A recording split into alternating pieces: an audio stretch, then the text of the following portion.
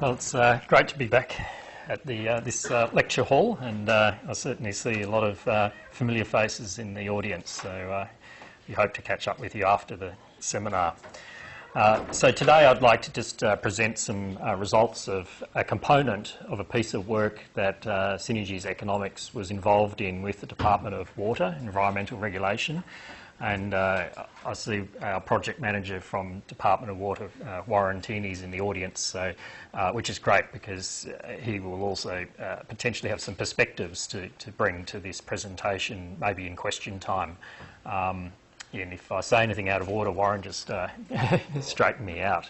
So it is one component of a larger study that where we're looking at some work on the Gnangara water allocation plan and the planning process that we're informing that, or helping to inform some of the parameters of that planning process.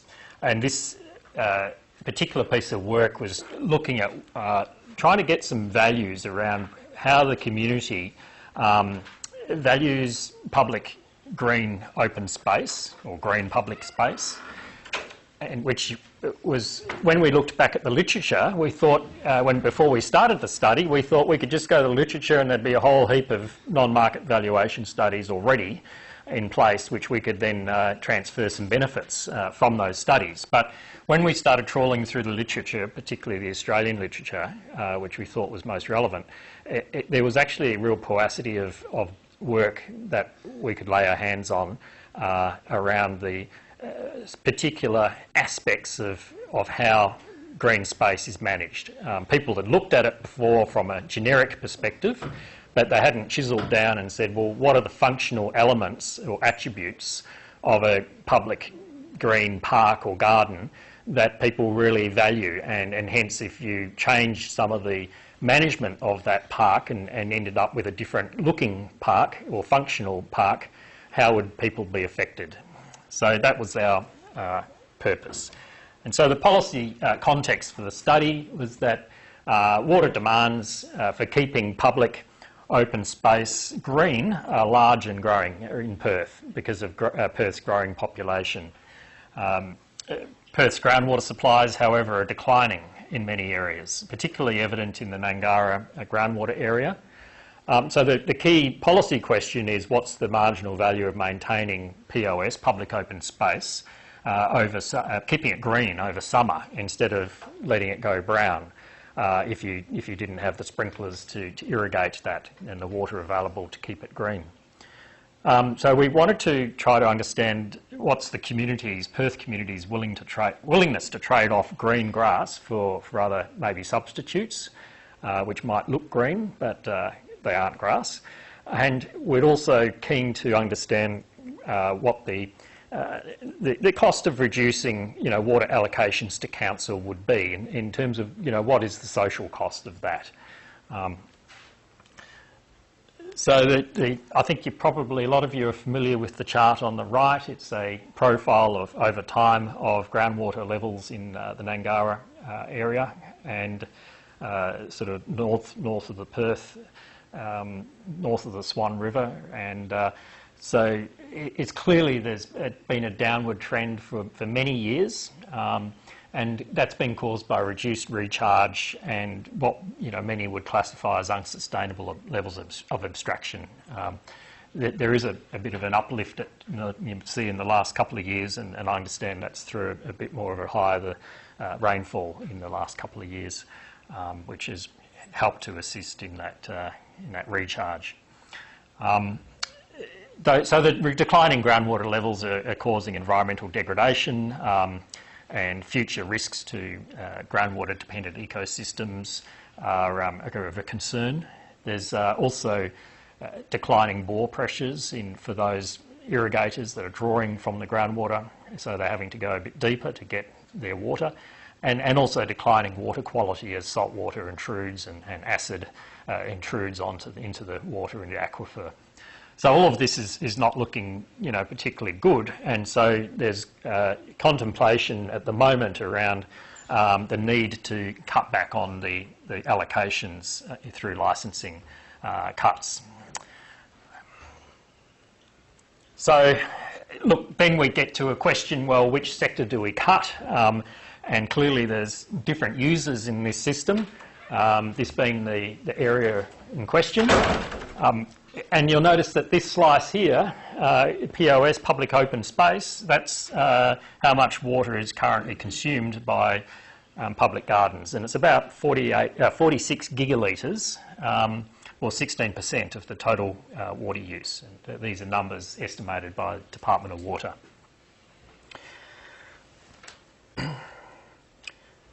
So, community preferences then for green public open space. How did we go about it? Well, the scope of the study, we looked at a household sample which was drawn from the greater Perth metropolitan area. So we didn't limit ourselves to households living, just in north of the river in the Gnangara management area. We went wider than that because we felt that this decline in groundwater levels was more than just a Gnangara phenomenon. It's happening elsewhere in southern parts as well. So we wanted to have a more durable study that we could use in future for other areas.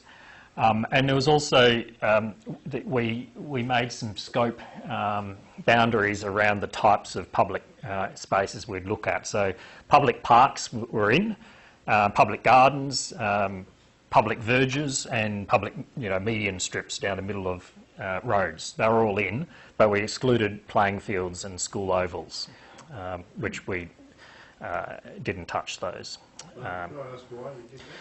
Well, I think there was a view that those applications of water to those areas would probably, there'd be exemptions in place if there were licence cuts being introduced. So it was almost viewed that those areas were already of very high value. And the other thing, I suppose, more of an empirical factor, we would have had to include those as a separate attribute in the model because they're distinctly different, we think, in terms of how people petition their values for different spaces. So it would have expanded the exercise or the scope considerably. So for those two reasons, they weren't included.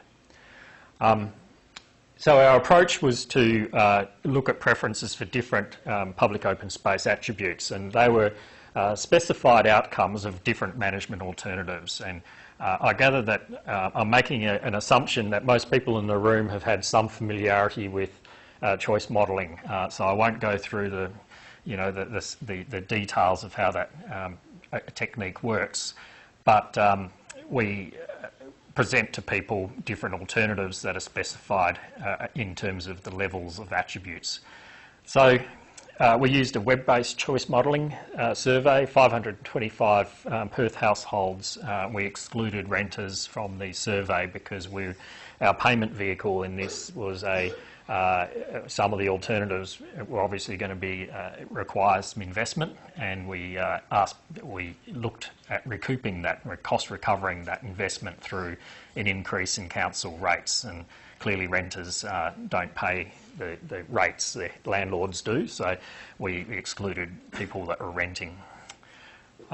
We used an online panel from a reputable panel supplier, and we weighted the sample so that it would be sufficiently representative of across a number of population attributes of age, gender, education, employment. I can go through some details of what the raw sample looked like, but I'll do that maybe in question time if there's a question around that. So the base case option then was we said to people, look, if there's likely to be a reduction in, or if councils are required to reduce their allocation, then how would they respond? And under base case, we've said that councils could respond by just simply reducing the area of grass and garden under irrigation by 20% and effectively let that area go brown over summer. And that wouldn't involve any increase in council rates. Simply the councils would turn the tap off to achieve their reduction or with the amount of available water that they have. But then we asked posed some alternative options through the choice modelling task. And one was we said, well, councils could use a different, more expensive source of water, climate-independent water, maybe recycled water, or maybe water from the scheme, which ultimately some of that comes from desalination. So that would be an option. Or they could install additional water-saving technology. So make do with their reduced allocation, but use it more efficiently. So we said that under those options, there's a possibility that some councils could actually maintain the area under irrigation at current levels, or they could in fact increase the area under irrigation. So we catered for that opportunity for people to express a preference for, they're not really happy with the amount of current green, they want more green. So we did have that in the model. The other alternative was we contemplated that there's a possibility that councils could convert grass to native plants, particularly native ground cover, which would maintain a green landscape, but clearly different forms and functions. So we had some pictures to assist people to understand how those changes might look. These are a bit fuzzy in this scale, but in the online version it was much clearer. So this is actually a before and after alongside a road in a park where there's been green grass before, and the council's gone and put a lot of ground cover and native vegetation in there. So just to give people a sense of what we were presenting to them. And we also looked at another alternative, which would be to simply reduce the grass area that's irrigated over summer, but potentially compensate, and I use the word loosely here, that word didn't go in the survey, but in effect we're saying, well, we can upgrade the park built facilities and put more barbecues and shelters and playground equipment and beautify the park, but there'll be less ability to keep the grass green. So a fairly, I guess, a comprehensive, I think, set of alternatives. These are the attributes and levels that we selected for the experiment. So the base case was a 20% reduction in area kept green, but then the alternatives up in this column here was, we said, well, it may only be 15% reduction or 10% reduction, 5% or no change at all, or even a 10% increase in the area of green grass. We did the same we included this as a separate attribute, was the road verges and median strips. And then we looked at also the conversion to native plants, and this is areas that are converted. So they're all increases. And then we had this other, to try to capture the upgraded facilities, we said that on average about 2 parks per year in under council's management are upgraded. So the facilities, that's their budget currently. But what they could do is, if the licence reductions came in to force, they might try to increase the frequency of their upgrading to compensate. And then there's obviously the payment vehicle, which the rates increase. We said 0 under base case. Under the alternatives, you'd be looking at increases from between $40 and $250. So, yes. So did you explicitly state that this did not cover playgrounds? It did not. Cover playgrounds, as you said in the meeting? Sports. It didn't. Sorry, it doesn't cover sports fields for playing footy and things. Yeah, and but also play. No, this playgrounds are the equipment, like for kids, for monkey bars and so. So that's not included in those facilities? Yes, it is. So it is. So little play equipment for young children is included, but we don't include formal playing fields for soccer and footy, cricket. So these were randomised using an experimental design across the different alternatives. We also included, as is good practice in choice modelling, some preliminary survey questions before they got to their choices. And these helped us to, I guess, understand, some of the more, or who we're dealing with in this sample and what their sort of attitudes are to various things. So we asked which of the following best describes what you like most about the suburb in which you live. So it's a very broad question, and we had a whole range of options there for them to choose from. And then we asked them about their local parks and gardens and which aspects of those do you value most about those areas. And then we asked them which of a number of different changes do you think would make your local park more appealing to you? And then similar question, but what would make it less appealing? So I'll go through each of those very quickly in terms of the responses, because it helps understand the actual dollar value estimates as well. So this first one, what do people like most? So almost half the respondents rated public parks and gardens in their top 5 as being important about what they like about their suburbs. So clearly it's up there.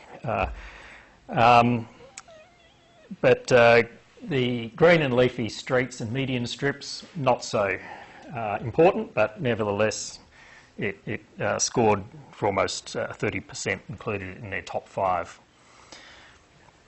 And you can see the other ones, shopping centres rate very highly, which hard to believe. I'm surprised it's more than cafes and restaurants and good schools. Yes. Yes, well, I mean, I guess some people live in suburbs that don't have those facilities, so they can't rate them highly, So I think that's driving. We do actually have a previous question where we can test for that. So we've also said, what attributes in your suburb do you have? And so. Did you sample all through the metro area, or was it? Yep, they were drawn from. We didn't put quotas on the number drawn from each area, but we did achieve a reasonably wide cross section north and south of the river and outer metro and inner metro. But it wasn't entirely representative of every suburb. Aspects people like most about their local parks. So they love open grassy areas, which we thought, we're onto something here. So, anything we do to those areas must actually have some value, either positive or negative. Then, so we say, well, changes. Were they a list of options or Yes. people would say, did you define what nature meant to people? Or? I would have to go back to the questionnaire to assess whether that was a clipped, whether that's an abbreviated version for the purposes of the chart, or whether there's a longer description around that. 29% second from the bottom. Yes. Oh, sorry. Yes, that's true. So, look, I'd have to go back to the original questionnaire to just see how those were defined, and it's possible that when I got the chart developed by my assistant that they've abbreviated the headers. But the important thing was for us was to try to see whether this one, where it ranked. So this I think is interesting. So changes that would make a local park more appealing. So what we can see there is if the park's not watered at all, putting some water on it, only 5% thought that was a really important thing to do.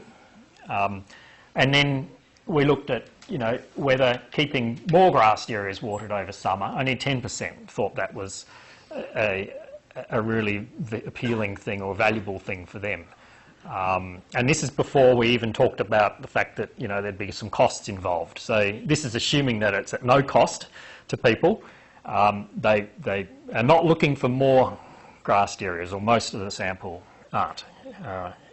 Kept green. So they like grass, but they're not too fussed about whether it's green or brown over summer. Or they're not too fussed about having more kept green over summer. And so then we said, well, what if we actually reduce the amount of grass kept watered over summer. This starts to arc up some people, so about 20% of the sample ranked that in their top 5 as being, oh, hang on, this is actually pretty critical for us. But again, 80% didn't rank it. And then we looked at, well, what if we converted some open grassed areas to native garden areas? Only 15% thought that would make the local park less appealing. So we don't get a violent, reaction to that and say, no, that can't do that. So, and I think this is just important context for the actual value estimates that come up next. So choice modelling results then. Who selected the base case? Well, 65% of choices made by respondents were stick to the base case, don't want to pay anything. Of those choices, 40 percentage points were due to respondents that chose the base case consistently in all choice sets. So we looked at what was driving that. So statistical results indicate that those respondents were more likely to be male, younger. They had to be over 18, but younger. Those without a tertiary degree, those that live in low-density residential areas. Potentially, you could argue that low density was a factor driving people's preferences, because clearly high density implies smaller gardens, and so less private access to their own gardens, and hence potentially a higher willingness to pay or value for maintaining green grass, because they don't have much of it themselves. So that was, I think, consistent with that finding. And also those that do not have young children, because clearly children love playing around generally when they're not on fortnight. They're going out kicking the ball. So and at least the parents enjoy having that activity an option for kids. So I think those sound sensible to us. Income wasn't a significant variable in the modelling we did, which was of some concern, but can go back to that at question time. But then we looked at the proportion of the base case always respondents, and they represented about just over 4.5% of the total sample. A portion of those were identified as protest bids, and I think there was about 30 of the 525 were removed because they basically had signalled that they just thought, in principle, they shouldn't have to pay for council activities that involved management of parks. So, be that what it is, we took them out of the choice model. All right, so what are the marginal values then for the changes that we looked at? So I've only got the 3 attributes there. The median strips weren't significant at all as an attribute in the model, so we're not reporting a value for those, or we couldn't estimate a value for those. But the reduction in green grass kept green over summer. So the way to interpret that is that about $1 for every 1% reduction in the area of grass kept green over summer. So they'd be, in effect, worse off by $1 per household per year. So not much. Alternatively, if you look at a 20% reduction in area, which was the base case scenario, multiply it by the implicit price, it's $20 per household per year worse off. Interestingly, this orange bar is for the willingness to pay for every 1% increase in the area of park that is converted to native ground cover, and it's about $1. So there's almost a $1 willingness to pay for conversion of green grass to ground cover. So in some respects, I'm seeing these two as, within the region or range that we've examined in terms of the levels, as being somewhat compensate or perfect substitutes for one another. So you lose a percentage of green grass over summer, you lose $1, but they're willing to pay $1 to to restore that area to a green grass, or substitute that area to a green grass, to a native ground cover outcome. The grey bars are willingness to pay for upgrade, an increase in the frequency with which local parks are upgraded. So if you upgrade by one additional park is upgraded per year with some new facilities, a willingness to pay around $4 per person per household, per person per year per household. So this is included here because we looked at a subsample of those that are living in high residential density areas of suburbs, and this is a significant, statistically significant difference, these two implicit prices, which is suggesting that, consistent with our expectations, that people in higher density areas value their green public open spaces somewhat more than those in low density suburbs. So, what's our conclusion out of this then? Well, I think that the community willingness to pay for preventing a reduction in green irrigated POS is somewhat lower than perhaps what I was expecting, and even what perhaps the Department of Water was expecting, just based on, I guess, a perception that greenness holds, or certainly would, on the outside of things, would be looked to be more appealing than brownness. But over the ranges that we looked at, a 20% reduction wasn't causing a great deal of angst in the community, particularly when they were told that they would have to pay something to manage, to address that decline.